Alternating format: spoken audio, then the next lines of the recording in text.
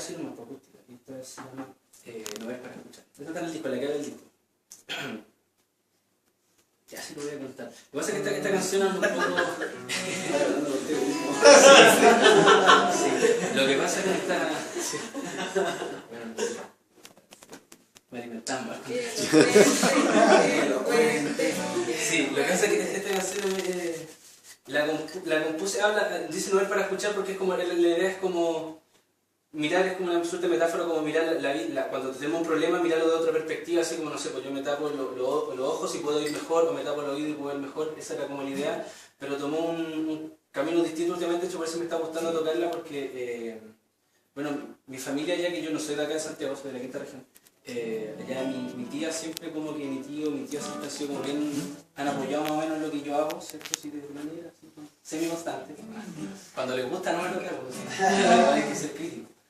Y lo que pasa es que, bueno, mi abuela, que era la mamá de ella, ¿cierto? Ya hace muchos años, más de 20, 30 años, 40 años, que perdió la vista. Entonces, murió hace como 2 años atrás. Y esta canción, mi tía, que siempre como si se meten a mi Facebook, es como un par de amigos poniéndole me gusta y mi tía. Entonces,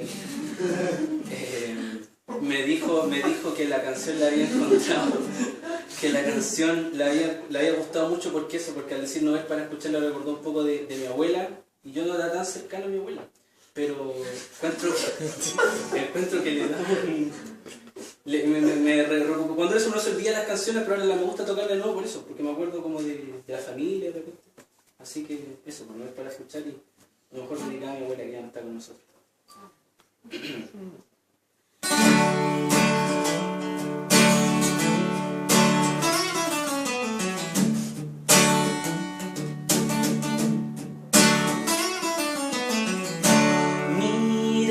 Sin lentes hacia el sol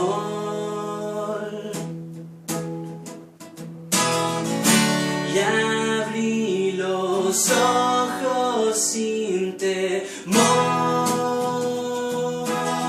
y luego no podía ver, pero me alegré de que